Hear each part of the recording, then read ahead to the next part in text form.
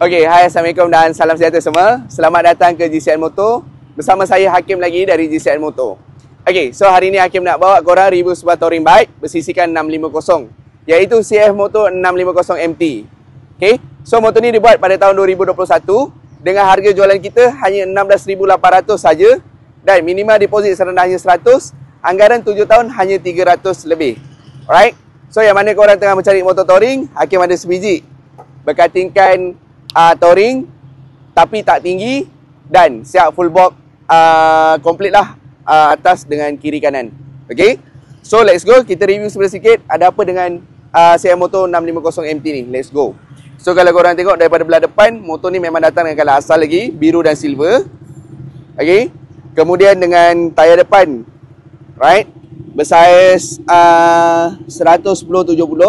Okay, rem depan bersaiz 17. Motor ni menggunakan ABS braking system. Kondisi tayar depan ada lagi 80%. Okay, so motor ni dah siap datang dengan crash bar lah, dengan aftermarket LED spotlight. Okay, so daripada belah tepi kalau korang tengok, exhaust ni asal lagi, full standard. Okay, kemudian dia datang dengan box asal dia, side box daripada CF Moto. Box daripada brand Shad. Okay, dan brand top box daripada Cookies. Magap belakang semua full standard asal lagi. Right.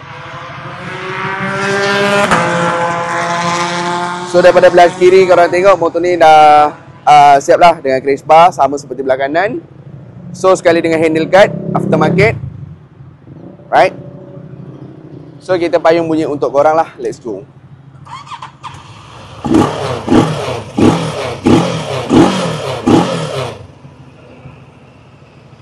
Okay, so tahun 2021 CF Moto 650 MT dengan harga jualan kita hanya 16,800 saja dan minimal deposit serendahnya 100, anggaran 7 tahun hanya 300 lebih saja. Jadi mana korang tengah mencari motor touring, bajet bawah 20,000 dan ketinggian tak terlalu tinggi, Hakim suggest korang ambil 650 MT sebab dia dah datang dengan 3 box, sekali dengan crash bar dan spotlight serta ketinggian seat yang rendah saja. Okay, and then dengan harga pun tak terlalu mahal, korang boleh dapatkan dekat GCN Motor lah. Okay guys, see you next video, motor yang lain, review yang sama. Jumpa lagi. Assalamualaikum, bye bye.